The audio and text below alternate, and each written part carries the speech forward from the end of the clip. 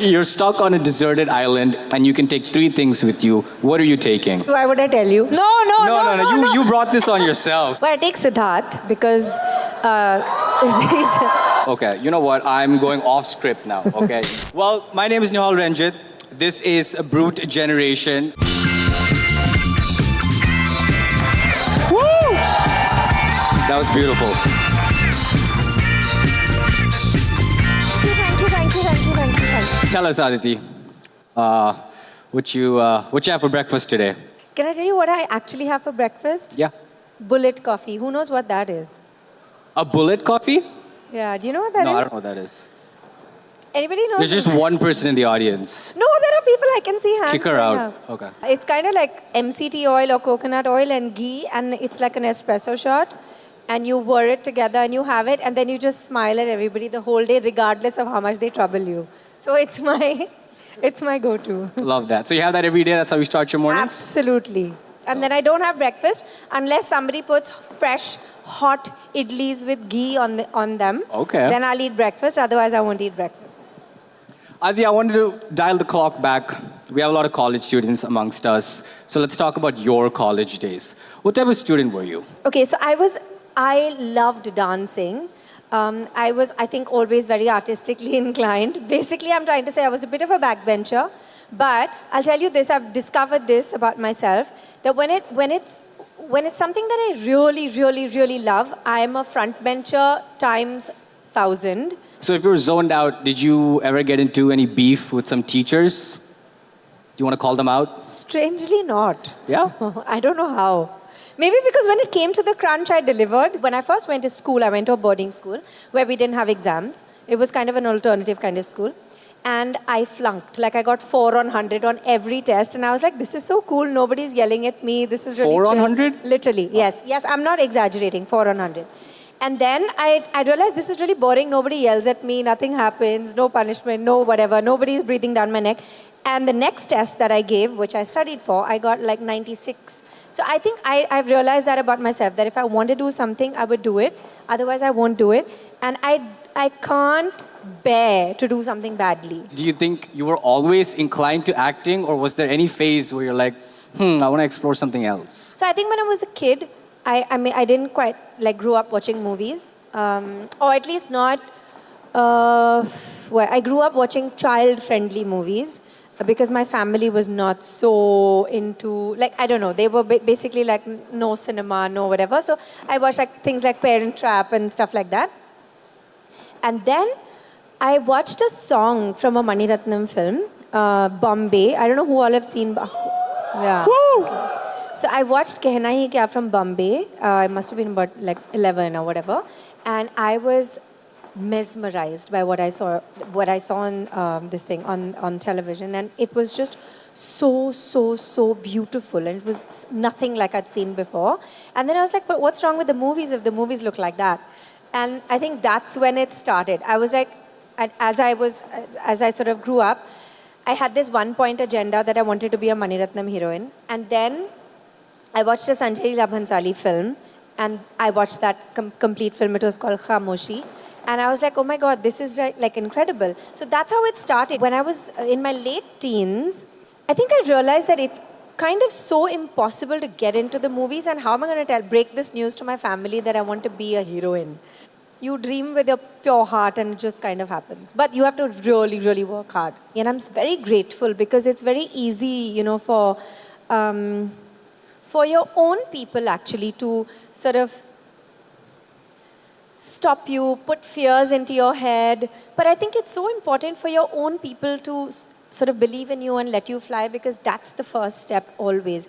And but I've seen that even when that doesn't happen, if you're really determined, you can do it. Aditi, my intensive research team tells me that it is your birthday approaching. Do you like receiving gifts? 100%. Materialistic that way? What type of stuff do you like receiving? No, I love presents. Like, especially when I come home, and I'm very privileged. I come home sometimes to these parcels. I love opening parcels. I love wrapping paper. I love opening wrapping paper. I love handwritten notes. Sometimes just a sweet heartfelt note really means a lot. But here's my question, right? On one hand, you have the Dyson Airwrap, and on the other hand, you have like a nice paragraph of emotions or whatever. What would you prefer? Like telling you how they feel or I don't know, whatever. I'll be greedy. Yeah. The I'll Dyson? say I want both, thanks. Okay. I've prepared a rapid fire, okay, of some serious questions, okay? If you could swap lives with a fictional character for a day, who would it be? Can I just be a nerd and say I love Harry Potter, so maybe Harry Potter? You wanna or be Hermione? Okay. Hermione or Harry Potter? You gotta pick one. Would you be in Harry Potter, because Harry I want to be the hero of the story. Okay. You're stuck on a deserted island and you can take 3 things with you. What are you taking? Well, I take Siddharth because he's always entertaining and fun. Can you do that? I don't think that. What do you mean? Like 3 things. You said I can pick, na? Yeah. So I pick Siddharth. Okay, well. Siddharth. Then if I have Siddharth, I actually don't need anything else because he can sing, he can dance. Yeah, entertainment. Okay. Just him?